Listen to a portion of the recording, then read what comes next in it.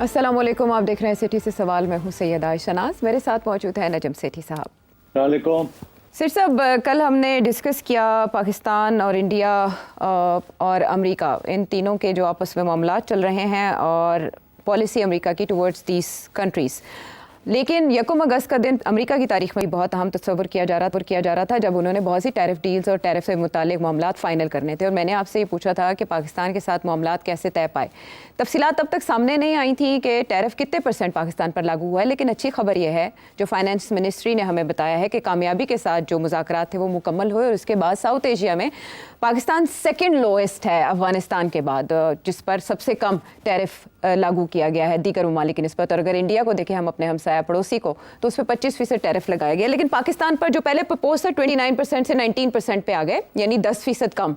सो आप इसे एक बड़ी अचीवमेंट समझते हैं? इस टैरिफ के साथ जो अमरीकी मंडियां हैं उन तक पाकिस्तानी प्राइवेट सेक्टर की रसाई से क्या फ़र्क पड़ेगा पाकिस्तानी मईशत पर, डॉलर की कीमत पर, इसके अलावा पाकिस्तान की GDP and overall Pakistani economy पर इसके क्या असरात होंगे? इतने सारे सवाल पूछ लिए आपने, एक एक करके पूछते तो फिर मैं जवाब भी देता। चले फिर मैं पहले एक एक करके खुद ही जवाब दे देता हूँ जी। पहला सवाल ये है कि क्या ये बहुत बड़ा तीर मारा पाकिस्तान ने कि नहीं। मैं नहीं समझता कि बहुत बड़ा तीर मारा। कल के प्रोग्राम में मैंने आपसे कहा था कि इस वक्त समझ नहीं आ रही कि 19% होगा या 15% होगा। और मैंने आपसे कहा था कि अगर 15% होता है तो फिर कुछ फर्क पड़ सकता है, हमारी हम फायदे की बात जी। और अगर 19% होता है तो मैं नहीं समझता कि कोई खास फर्क पड़ेगा। अब मैं आपको एक्सप्लेन करता हूँ क्यों।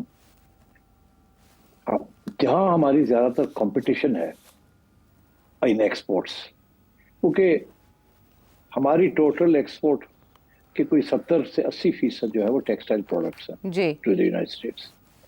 और सबसे ज्यादा कंपटीशन हमें आती है from India, Malaysia, Vietnam, Cambodia, इस किस्म के मुल्कों से हमें आती है। जी। तो अब सवाए इंडिया के बाकी जो सब हैं, बांग्लादेश, वियतनाम, ये जो सारे मुल्क हैं, यहाँ हमारा 19 है, उनका 20 है। तो ये 19-20 वाली बात है, इससे कोई खास फर्क नहीं पड़ेगा। जी। जहां इंडिया की बात है, इंडिया अभी तो बहुत हिल गया है, इस पर कोई शक नहीं है, मगर इंडिया अभी रीनिगोशिएट करेगा। ये मेरा मौक़िफ़ है, ये आखिरी बात नहीं है इंडिया की। इंडिया तैयारी कर रहा है वापस जाने की, और इंडिया जाके रीनिगोशिएट करके, मैं पेशन गोई ये करता हूँ कि इंडिया आ जाएगा सही जगह पे। और इंडिया को इन्हें और कंसेशंस अमेरिका को दे देगा।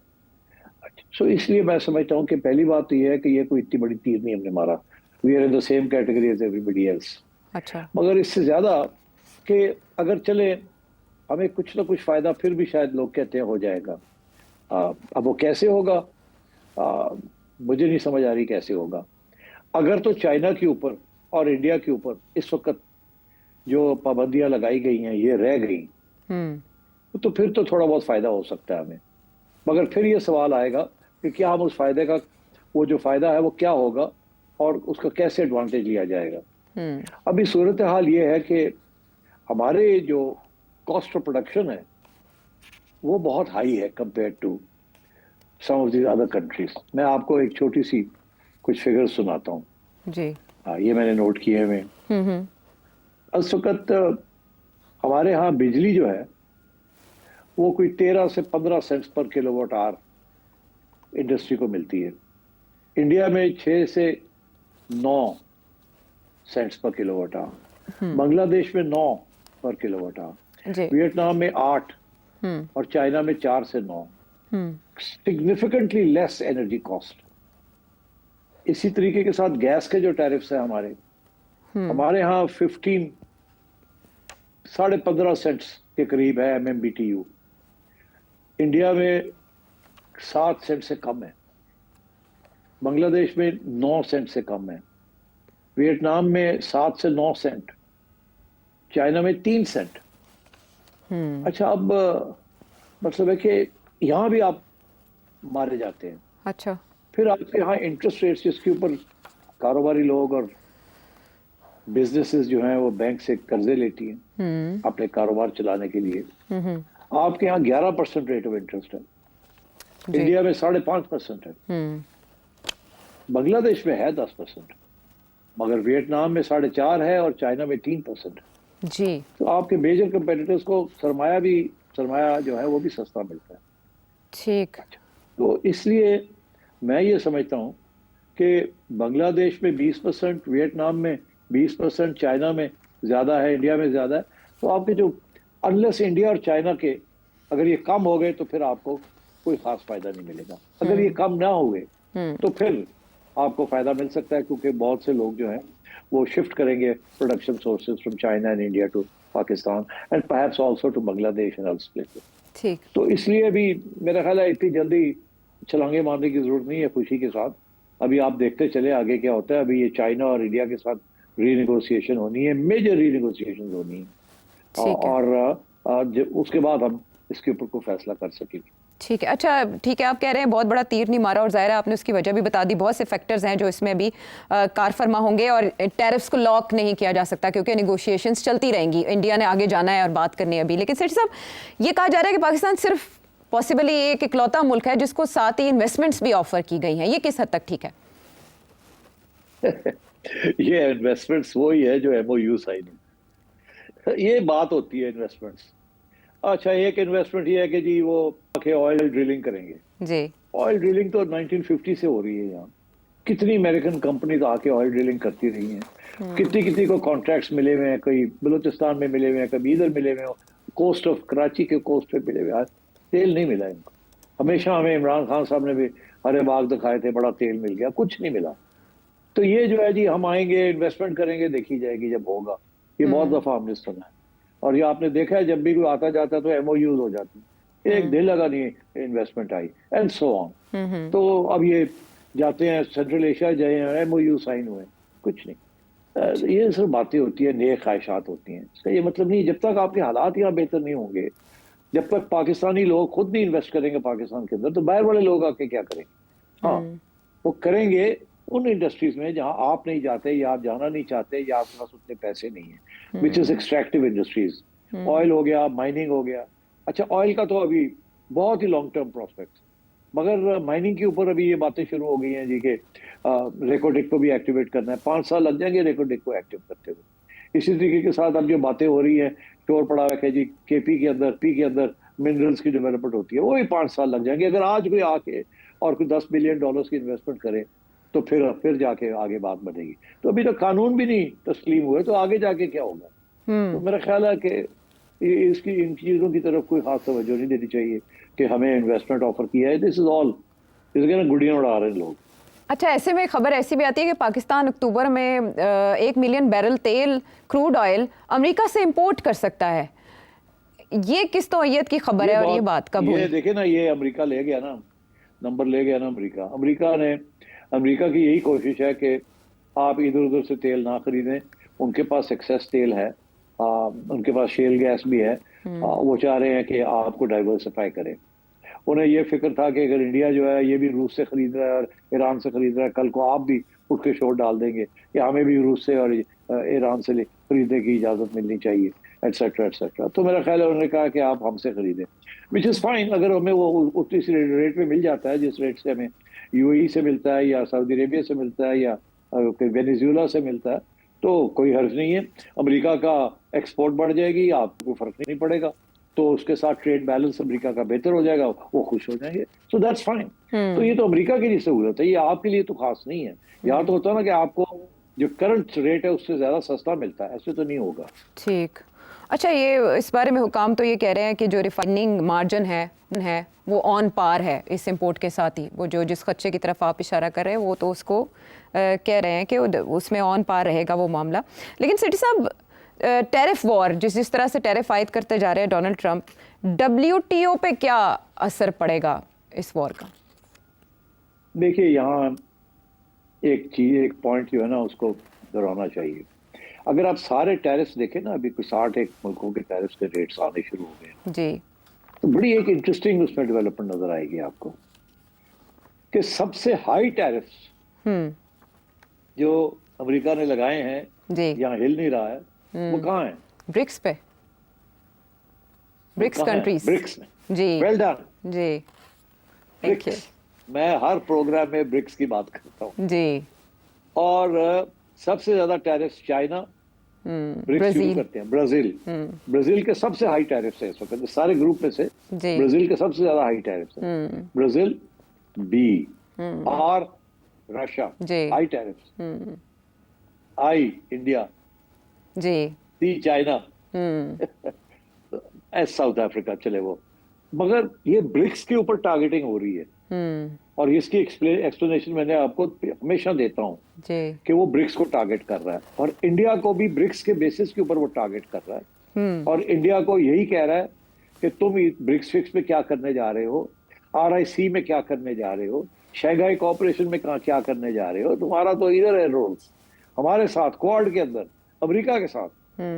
तो आप इधर आओ तो फिर देखो हम आपके साथ क्या इतना अच्छा रवैया इख्तियार करते हैं, आपको कितनी कंसेशन देते हैं। मगर इंडिया तैयार नहीं है, और इसलिए इंडिया को पनिश किया जा रहा है। जी। तो इसलिए मैं समझता हूँ कि ये टैरिफ सारा जो चक्कर था, इसमें अभी तक तो डोनाल्ड ट्रंप कह रहा है उसे 300 अरब डॉलर्स का फायदा हो गया है कि उसके रेवेन्यूज बढ़ जाएंगे क्योंकि टैक्सेस लगा दिए इम्पोर्ट्स के ऊपर, और शायद उसकी एक्सपोर्ट्स भी बढ़ जाए। तो ये तो डोनाल्ड ट्रंप को फायदा है इसमें। मगर क्या इसके साथ वो जो दूसरा मकसद था जी। कि क्या अमेरिकन इंडस्ट्री जो है वो फिर से रिवाइव हो जाएगी, मैन्युफैक्चरिंग इंडस्ट्री, या जॉब्स फिर से क्रिएट हो जाएंगे? I don't think so. वो उधर नहीं कुछ जा रहा, वो वहाँ बहुत मुश्किल रीटूलिंग करना, और यहीं जाके नेगोशिएशंस होंगी। क्रिटिकल नेगोशिएशंस जो है वो चाइना के साथ है, एंड उसके ऊपर बहुत सी चीजें डिपेंड करेंगी। बिकॉज चाइना फिर काउंटर टैरिफ्स भी लगाएगा अमेरिका के ऊपर, और अमेरिका की बहुत सी एक्सपोर्ट्स है जो हाई टेक्नोलॉजी एक्सपोर्ट्स जो है वो अफेक्ट हो जाएंगी, एंड सो ऑन। तो let's see how it goes. But Pakistan ने इतना कोई तीर वीर नहीं मारा। इंडिया जाहिर है बहुत परेशान है, वहां उनको काफी डज लगी है। मगर पाकिस्तान का केस तो खत्म हो गया, सेटल हो गया। इंडिया का केस अभी ओपन है, देखिए इंडिया क्या जाके रीनेगोशिएट करने की कोशिश करता है कि नहीं। तो WTO को हम अमलन नाकारा समझे, इसके मुतबादिल निज़ाम आएगा कोई? WTO वाला सवाल आपका ये है कि WTO वेस्टर्न ममालिक ने बनाया था, वर्ल्ड ट्रेड ऑर्गेनाइजेशन।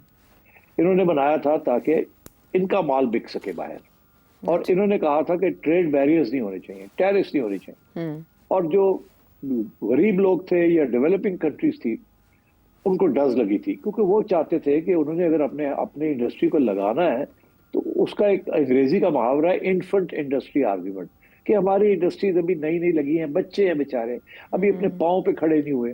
जब तक वो पाँव पे खड़े होकर चलना नहीं सीखते तो उस वक्त तक थोड़ा सा हमें इजाजत दी जाए कि इनको आप प्रोटेक्ट करके रखें आपके माल से, ताकि हम भी अपना माल बना सकें, और उसके बाद फिर हम नहीं करेंगे। मगर हुआ ये कि हम जैसे डेवलपिंग नेशंस ने ये इन्फेंट इंडस्ट्री आर्ग्यूमेंट जो है ना, हमारी इंडस्ट्री बच्चा है और इसको वक्त चाहिए ग्रो करने, आप कभी ग्रो ही नहीं किए, आप बच्चे के बच्चे ही रह गए।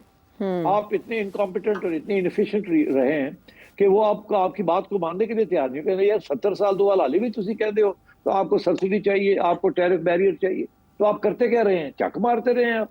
और हमारे जो सरमायादार हैं इनको आदतें पड़ गई थी सब्सिडीज लेने की, और कंसेशंस लेने की, और दीवारें खड़ी करके उसके पीछे अपना माल बनाने की। मगर ये सब कुछ तब्दील होना शुरू हो गया जब चाइना मार्केट में आ गया, क्योंकि चाइना के साथ आपका रिलेशनशिप ये थी कि आप ये चाइना के खिलाफ दीवार नहीं खड़ी कर सकते थे, क्योंकि चाइना के साथ आपकी एक स्ट्रेटेजिक रिलेशनशिप बन रही थी। जब चाइना आ गया तो सारा कुछ ही उड़ गया यार। और वो इंडिया के साथ भी इसी किस्म की बात हो रही है, हालांकि India is far more efficient then you. मैंने अभी बताया कि वहाँ उनके जो cost of production is much lower than yours, इसलिए उनका रुपया भी स्ट्रांग है। आपका रुपया भी कमजोर है, आपके कॉस्ट ऑफ प्रोडक्शन भी ज्यादा हाई है, आपकी इनएफिशिएंसीज भी ज्यादा है, और आपकी इंडस्ट्री ने सिर्फ एग्जांपल कि जब ये सारी असेंबलीज का सिलसिला शुरू हुआ था, गाड़ियों की असेंबली, मोटरसाइकिलों की असेंबली, जनरेटर्स की असेंबली वगैरह वगैरह, ये सब चीज, तो ये कहा गया था जी 5-6 साल के लिए इनको आप बैरियर दे दें ताकि बाहर के गाड़ियां जो है वो महंगी हों, हम अपनी गाड़ी बना लें जी। अभी तक जो गाड़ियां आप सो कॉल जो बड़े बड़े यहाँ मोटर बनाने वाले लोग हैं 50%, 60%, 70% मर के वो बनाते हैं गाड़ियां। जो मेन इंजन वगैरह हैं और सारा कुछ है वो तो बाहर से आता है। अभी आपके पास कोई हैवी इंडस्ट्री नहीं है, वो बेस ही नहीं है कि आप ये चीजें बना सके। इंडिया बनाता है, इंडिया ने कर लिया है, वहां तो 95 या 100% तक भी सारी प्रोडक्शन उनकी अपनी होती है। तो आपका तो केस वैसे ही बड़ा कमजोर है। सो आई थिंक WTO जो है वो फारग होने जा रहा है। WTO को सबसे बड़ा धक्का उन्हीं लोगों से आ रहा है जिन्होंने बनाया था, क्योंकि अब वो समझते हैं कि उनके फायदे की बात यह है कि आप टैरिफ लगाएं और लोगों को फ्री एक्सेस ना दें। वाई डोनाल्ड ट्रंप की आर्गुमेंट ये है कि हमने तो आपको भी फ्री एक्सेस दी थी, मगर आपने हमें फ्री एक्सेस नहीं जितनी फ्री एक्सेस हम चाहते थे, तो इसलिए आपने तो WTO माना ही नहीं। आप तो WTO में जाके कोई ना कोई कंसेशन ले लेते थे, कोई ना कोई सब्सिडी तो अलाउ करवा लेते थे, रोते धोते थे, और इसलिए हम तो WTO को मानते ही नहीं। तो आप WTO को जिन लोगों ने बनाया वही फारग करने जा रहे। ठीक है सर साहब, जैसे आपने एक अपने एनालिसिस में बताया था कि डोनाल्ड ट्रंप के इस तरह के इकदाम के शॉर्ट टर्म क्या असरात होंगे और लॉन्ग टर्म क्या होंगे। ये जिस तरह से बुलिंग टैक्टिक्स से ज़रिए टैरिफ्स में रियायत ले रहे हैं, इससे क्या दुनिया चाइनीज़ कैंप की तरफ राग़िब नहीं होगी? और नकाद ये भी कहते हैं कि डॉलराइजेशन का अमल तेज़ हो जाएगा डोनाल्ड ट्रंप के इस नौयत के इकदाम से और अमेरिका आइसोलेट हो जाएगा। मैं समझता हूँ अमेरिका ज़रूर आइसोलेट होगा, और ये जो पॉलिसी उसने इख्तियार की है, ये एक साल डेढ़ के अंदर इनको तकलीफ होगी इस पॉलिसी की, क्योंकि हर चीज़ जो है अमेरिका के अंदर जो इम्पोर्ट हो रही है, especially consumer goods, because America खुद कंज्यूमर गुड्स नहीं बनाता। किसी किस्म की mass market consumer goods America नहीं बनाता, या वो चाइना बनाता है, या वियतनाम बनाता है, या मलेशिया बनाता है, या इंडिया बनाता है, और कुछ शायद थोड़ी बहुत हम भी बना लेते हैं, मेक्सिको बनाता है, कनाडा बनाता है, मगर अमेरिका जो है वो बहुत हाई लेवल की चीज़ें बनाता है जो को एक्सपोर्ट।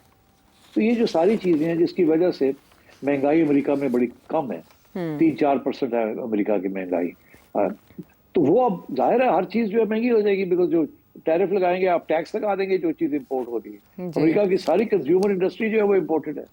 आप जाए कहीं दुकान में चले जाए, हर चीज़ चाइना से आई हुई है, या इंडिया से आई हुई है, या मेक्सिको से आई हुई है, या कनाडा से आई हुई है, या वियतनाम से आई हुई है, मलेशिया से आई हुई है, एंड सो ऑन। तो दिस इज द सिचुएशन।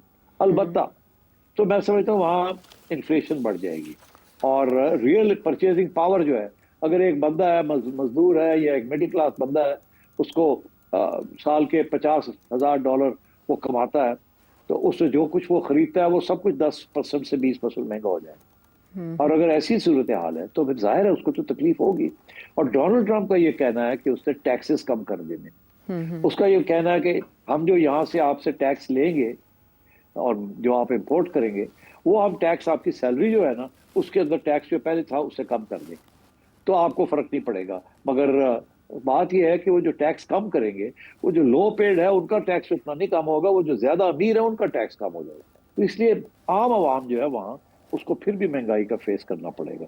तो मैं ये समझता हूँ कि ये पॉलिसी इज फ्लॉड, इसको और फाइन ट्यूनिंग की जरूरत पड़ेगी, और शायद डोनाल्ड ट्रंप गोइंग फॉरवर्ड इसको देखना पड़ेगा, शायद इसको फिर रिवाइज करना पड़ेगा। ठीक है, यानी कैलकुलेटेड नहीं है। जी, आखिरी पॉइंट, सबसे ज्यादा फायदा पता किसको होगा? इसका किसको सबसे ज्यादा फायदा होगा इसको डोमिनिकन रिपब्लिक और लैटिन अमेरिका के अंदर जो फ्री ट्रेड एग्रीमेंट है इनकी central America with all these other countries like Guatemala, इस किस्म के जो बाकी छोटे छोटे मुल्क है लैटिन अमेरिका, उनके ऊपर बहुत, वो उनके आगे ही एक अमेरिकन फ्री ट्रेड एग्रीमेंट, उनके ऊपर टैरिफ्स नहीं लगाएंगे, उनको उनके अंदर ज्यादा प्रोडक्शन शुरू हो जाएगी, उनके लिए बड़े फायदे होंगे। But south Asia I think इनका ओवरऑल नुकसान ही होगा, फायदा नहीं होगा।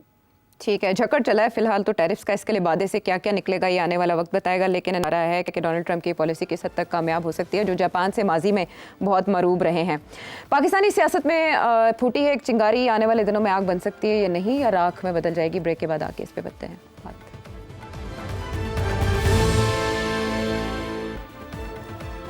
Welcome back to the show. Pakistan में जो सियासत का गुलशन है उसका कारोबार तो चल रहा था खुश असलूबी के साथ, एक मशकूक किस्म की हलचल हमेशा से चलती आई है, जिसकी वजह से कुछ इशारे शुरू में देखना बहुत ज़रूरी होते हैं। सेठ साहब, आज एक APC थी जिसमें पाकिस्तान तहरीक इंसाफ थी, इसके अलावा हमने मुस्तफ़ा नवाज़ खोखर साहब और उनकी पार्टी को भी देखा।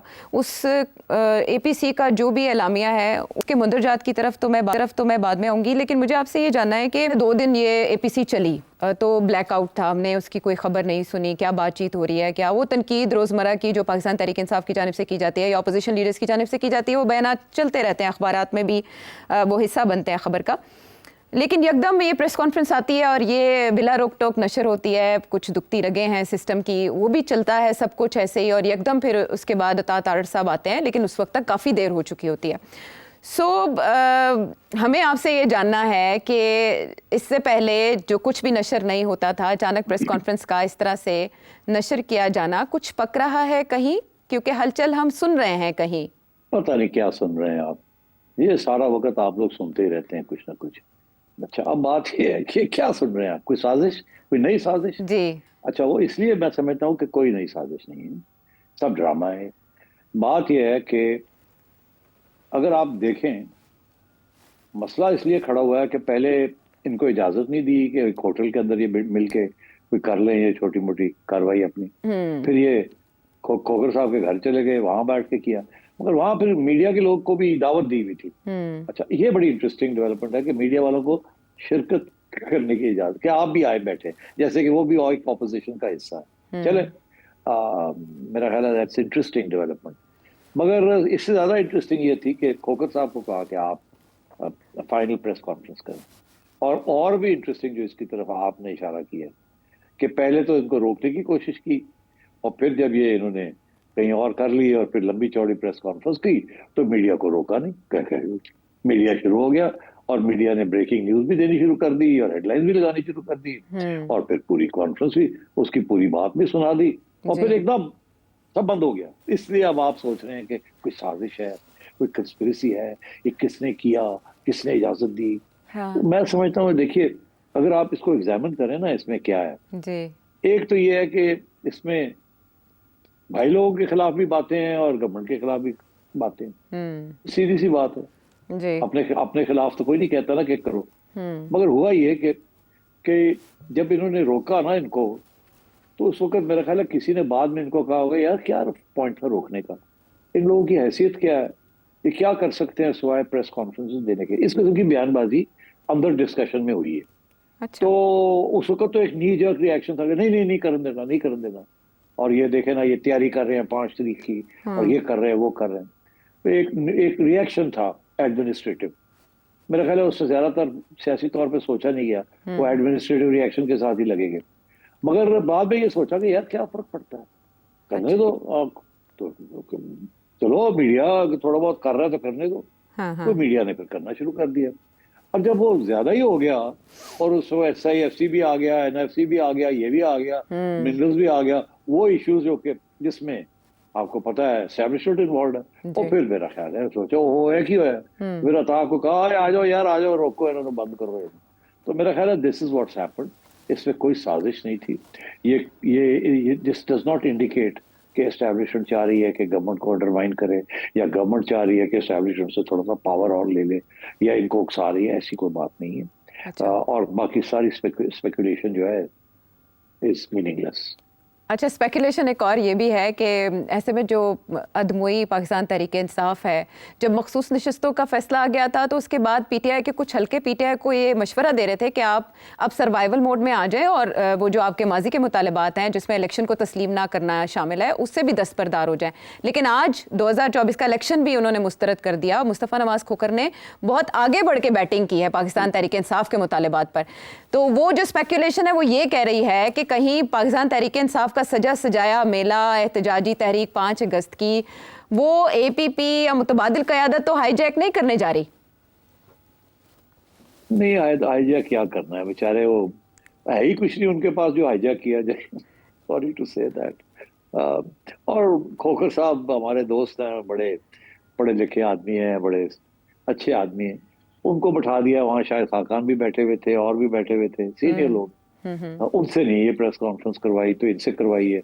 तो मेरा ख्याल है वो जो सख्त बातें हैं जो कि आपको पता है किस गवर्नमेंट के खिलाफ तो नहीं, एस्टैब्लिशमेंट के खिलाफ जो सख्त बातें हैं वो फिर खोखर साहब से करवा दी उन्होंने, क्योंकि बाकी लोग जो है वो शायद ज्यादा कॉम्प्रोमाइज हैं। इससे ज्यादा मैं क्या कह सकता हूँ। And I think that's the long and short of it. Okay, तो एलामिया जो कह रहा है सेठी साहब कि मुल्क को नए मिसाक जमहूरियत की ज़रूरत है, और वो भी सब पार्टीज़ के दरमियान, यानी हुकूमती पार्टीज़ उससे मुस्तस्ना नहीं है, और ट्रूथ एंड रिकन्सिलिएशन कमीशन बनाया जाए साउथ अफ्रीका की तर्ज पर। बलोचिस्तान और केपी की सूरत हाल को भी उन्होंने मौजू बनाया अपनी प्रेस कॉन्फ्रेंस का, एलामिया का।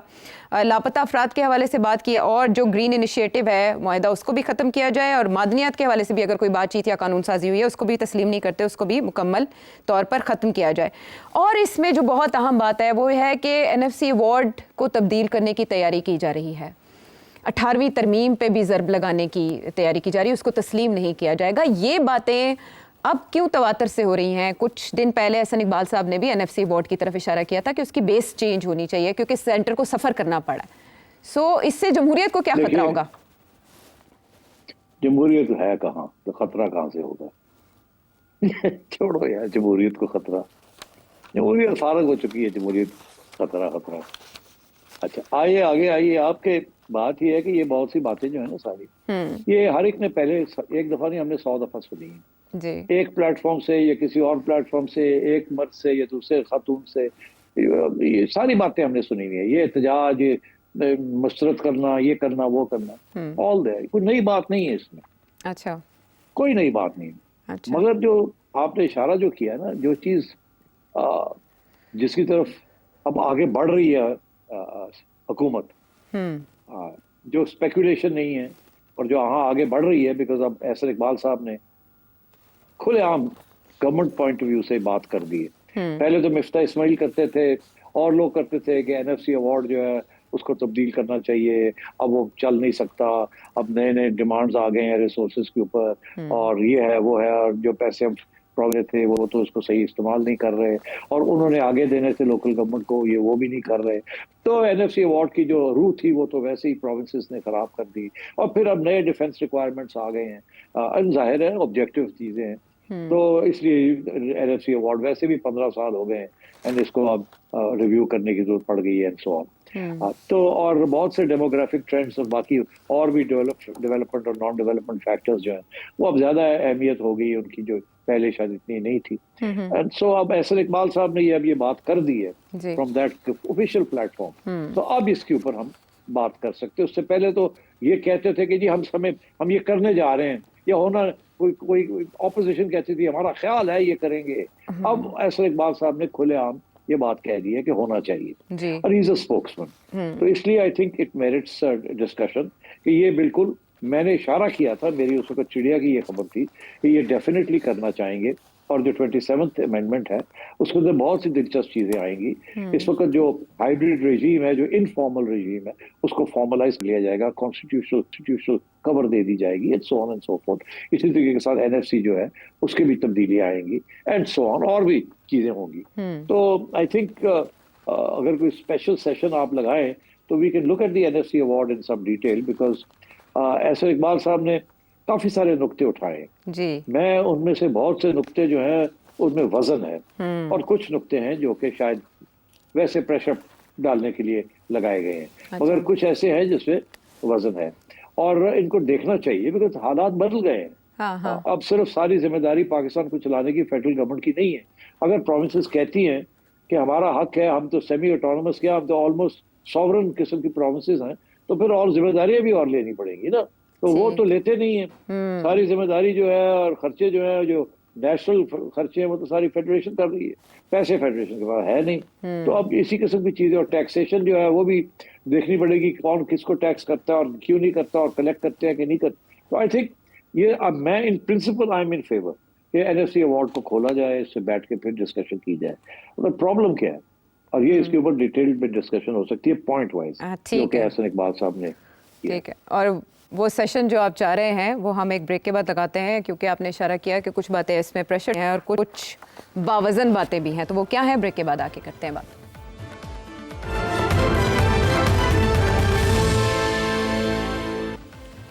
Welcome back to the show. तो सेठी साहब, NFC अवार्ड की बात जिसमें बहुत से पॉइंट्स एहसन इकबाल साहब ने उठाए हैं, उसमें जो सबसे अहम नुकता है वो ये कि इससे पहले जो NFC अवार्ड की बेस थी वो डेमोग्राफिक डोमिनेटेड होती थी, और अब वो ये सजेस्ट कर रहे हैं कि डेवलपमेंट ओरिएंटेड फार्मूला होना चाहिए जिस पे तमाम सूबों का इत्तेफाक होना चाहिए, और भी बहुत से मामला हैं, लेकिन मेरा ख्याल है पहले इसकी तरफ आते हैं कि ये कितना वैलिड नुकता है उनका। वैलिड है। इसकी वजह यह है कि बहुत से ऐसे इलाके हैं जो अंडर डेवलप्ड रह गए हैं और प्रोमिसेस जो है उनको उनका ख्याल नहीं कर रहे, और वो जो गले पड़ती है फेडरल गवर्नमेंट के। अब बलूचिस्तान की अंडर डेवलपमेंट हो रही है, सिंध के अंदर कराची और सिंध का मसला है, लड़ाई झगड़े हो रहे हैं वहाँ, कराची की डेवलपमेंट नहीं हो रही। गवर्नमेंट जो है वो सिंध की गवर्नमेंट जो है, बिकॉज उसको वोट नहीं मिलता कराची में, and so on, local government ही ये करते हैं। तो मेरा ख्याल है this is a valid development कि सिर्फ पॉपुलेशन जो है दैट्स नॉट सिग्निफिकेंट, और भी सोशल इंडिकेटर्स हैं ऑफ डेवलपमेंट, ग्रोथ, इक्वालिटी, और तो ये सब कुछ इवन डेवलपमेंट होनी चाहिए। एक तो ये बहुत इंपॉर्टेंट है। So I think in principle I agree with this. और वो ये भी कह रहे हैं कि पाकिस्तान की जो एनुअल पॉपुलेशन ग्रोथ है वो भी एक बड़ा इंपॉर्टेंट फैक्टर है, क्योंकि ये एनुअल इकोनॉमिक ग्रोथ रेट के बिल्कुल पास है, करीब है, और ये अनसस्टेनेबल है। ये पाकिस्तान के बुनियादी इश्यूज हैं, स्पेशली पॉपुलेशन का मामला तो इससे पहले कभी छेड़ा ही नहीं गया। इसका ये मतलब है कि बहुत डीप रूटेड जाना पड़ेगा इसको ठीक करने के लिए। नहीं, डीप रूटेड नहीं। देखिए, इस वक्त किसी की इंटरेस्ट नहीं है प्रोविंस की कि वो अपनी पॉपुलेशन को कंट्रोल करके कम करे, वो ग्रोथ रेट को कम करे, क्योंकि वो जितनी ज्यादा पॉपुलेशन उतने ज्यादा पैसे मिलते हैं। तो इसलिए किसी की इंसेंटिव नहीं है। मगर हमारा नेशनल प्रॉब्लम तो यही है ना कि पॉपुलेशन ग्रोथ रेट जो है वो बहुत हाई है, it's amongst the highest in the world. तो 8-8 बच्चे, 6-6 बच्चे, तो ये कोई इंसेंटिव ही नहीं है कि जी आप पॉपुलेशन को कंट्रोल करें। तो वो I think this is a very valid thing कि सारी प्रोविंसेस को अब लेंड देयर शोल्डर ताकि ये पॉपुलेशन ग्रोथ रेट कम हो। तो वो सबको करना पड़ेगा, कहीं ज्यादा करना पड़ेगा, कहीं कम करना पड़ेगा। बलूचिस्तान में तो इतना इशू नहीं है, मगर और जगह पे है इशू ये। तो इसको कंट्रोल करना है तो अपनी पॉपुलेशन रिड्यूस करें आप, ग्रोथ रेट जब आप रिड्यूस करेंगे तो आपका शेयर जो है वो गिरेगा, तो फिर आपके पैसे भी कम होंगे। इसलिए सारा रिलायंस और एक पॉपुलेशन के ऊपर इज नॉट राइट, बिकॉज आपके पास कोई इंसेंटिव ही नहीं है कि आप पॉपुलेशन को कंट्रोल करें, जो कि जरूरी है from a national point of view. और इस पे तो सूबों को कॉपरेशन चाहिए होगा इस ज़म्न में भी कि वो चाह रहे हैं नया क्राइटेरियन आए इसमें, वो है प्रोविंशियल रेवेन्यू परफॉर्मेंस, और वो higher tax to GDP rate भी चाहते हैं। बिल्कुल ठीक कह रहे हैं। देखिए, ये जो टैक्स स्ट्रक्चर है ना हमारा, ये सारा फेडरल गवर्नमेंट के हक में, सारा कुछ फेडरल गवर्नमेंट ले जाती है, और फिर ले जाती है और उसके बाद प्रोविंसेस को खुले पैसे मिल जाते हैं। प्रोविंसेस के पास कोई इंसेंटिव ही नहीं है कि वो लोकल टैक्सेस जो है या लोकल रेवेन्यू सोर्सेज जो है उनको टैप करें। प्रॉपर्टी टैक्सेस हैं और बहुत से टैक्सेस हैं जिसको सही तरीके से कलेक्ट ही नहीं किया जाता। वाई? क्योंकि प्रेशर ही कोई नहीं कलेक्ट करने का टैक्स, और वो फेडरल गवर्नमेंट से पैसे मिल जाते हैं, अल्लाह खैर सल्ला। तो I think some of these local taxes जो है वो जो है प्रोविंस के ऊपर होना चाहिए। आफ्टर ऑल वहां से आप वोट लेके आते हैं, प्रोविंस के लोग आपको वोट देते हैं, तो प्रोविंस के लोग जो है फिर आप उनको घेरे ना, उनको फिर सारा फेडरल गवर्नमेंट के ऊपर क्यों आप जोर डाल देते हैं? तो फिर जो डिफेंस है फॉर एग्जांपल, वो सारा भी सबका हिस्सा होना चाहिए ना डिफेंस के अंदर, सब कंट्रीब्यूट करें ना डिफेंस में। इसी तरीके के साथ अगर कोई नेशनल हाईवे बन रहे हैं तो सब उसके अंदर कंट्रीब्यूट करें। अगर एक नेशनल हाईवे बन रहा है या एक रेलवे लाइन बन रही है कराची से लेके खैबर तक, तो जितना हिस्सा सिंध के अंदर है उसकी फाइनेंसिंग जो है वो सिंध गवर्नमेंट करे अपने रिसोर्सेज। जो रिसोर्सेज दो किस्म के हैं, एक ये है कि जी जो आप लोकल टैक्सेस कलेक्ट करते हैं, और एक ये है जो आप फेडरल टैक्सेस आपको वापस मिल जाते हैं। तो आई थिंक इस किस्म की सोफिस्टिकेशन इज नॉट रिक्वायर्ड, और ये इतना मुश्किल काम नहीं है, मगर गुडविल चाहिए ना, कुछ थोड़ी बहुत इसमें एडजस्टमेंट्स करनी जरूरी है और जिम्मेदारियां लेनी जरूरी है, पैसे कलेक्ट करने की भी और खर्च करने की भी। ठीक है, और इसमें आइन ये कहता है कि सबका इत्तेफाक ज़रूरी है, और अगर कोई ना भी माने तो फिर भी सेंटर इस पर फैसले ले सकता है। तो आपको क्या लगता है कि ये काम एनएफसी का और इस पर सबके इत्तेफाक राय का आसानी से हो जाएगा? नहीं, आसानी से कुछ भी नहीं होता पाकिस्तान में। इतने वेस्टेड इंटरेस्ट बन चुके हैं कि लोग पहले अपना लोकल देखते हैं कि फिर जाके पाकिस्तान का सोचते हैं। पाकिस्तान का कोई नहीं सोचता, अपने लोकल इंटरेस्ट सोचते हैं। इसलिए प्रोविंसेस अपना सोचती हैं कि जी हमारा ये है, क्योंकि अपनी लोकल गवर्नमेंट्स अपने वहाँ बलोचों की गवर्नमेंट है, सिंधियों की गवर्नमेंट है, पठानों की गवर्नमेंट है, पंजाबियों की गवर्नमेंट, और तो it's been split up the whole thing. तो फेडरल गवर्नमेंट का तो कुछ सोचता ही नहीं है, और वो जो है सारा वक्त भाग दौड़ के कर्जे लेती रहती है, और वो कर्जे जो है ले लेके आपको पैसे देती है, और आप जो है वो पता नहीं क्या करते हैं उस पैसों के साथ। आप देख लेना कि अगर इस वक्त मैं आपको बताऊं, अगर आपने कोई लोन लेना ना जी ब्रिटिश अंग्रेजों से, कोई डिफिट से वो लोन लेना है या किसी और से लोन लेना है, पता है क्या कहते हैं? क्या? वो कहते हैं यार हम पंजाब में ये पैसे लोन दे देते हैं, हम सिंध में नहीं देंगे, हम केपी में नहीं देंगे। क्यों? क्यों? हमें पता है वहां जाया हो जाएगा, वहां खर्च नहीं होगा, वहां लीक हो जाएगा। पंजाबी ब्यूरोक्रेट्स जो है कम से कम उतने इनकॉम्पिटेंट नहीं है जितने इस किस्म की बातें करते हैं वो कहते हैं पंजाब को एजुकेशन के लिए दे देते, सिंध को नहीं देंगे, केपी को नहीं देंगे, या केपी को दे देते हैं किसी चीज में, इधर नहीं देंगे। तो ये हमारा एक इस किस्म के मसले बने हुए हैं। तो आई थिंक जिम्मेदारी लेना बड़ा जरूरी है for your own province, and ये सारा जो बोझ है फेडरल गवर्नमेंट का, ये डिस्ट्रीब्यूट होना चाहिए। ठीक है, और इस बात की ज़रूरत पर एहसन इकबाल साहब भी जोर दे रहे हैं कि बहुत जल्द एनएफसी में बहुत सी तब्दीलियों की बुनियादी ज़रूरत है। आने वाले दिनों में भी इस इशू पर करते रहेंगे बात। आपके जहन में वो सवाल इस नंबर पर भेजें। अगले प्रोग्राम तक के लिए इजाज़त।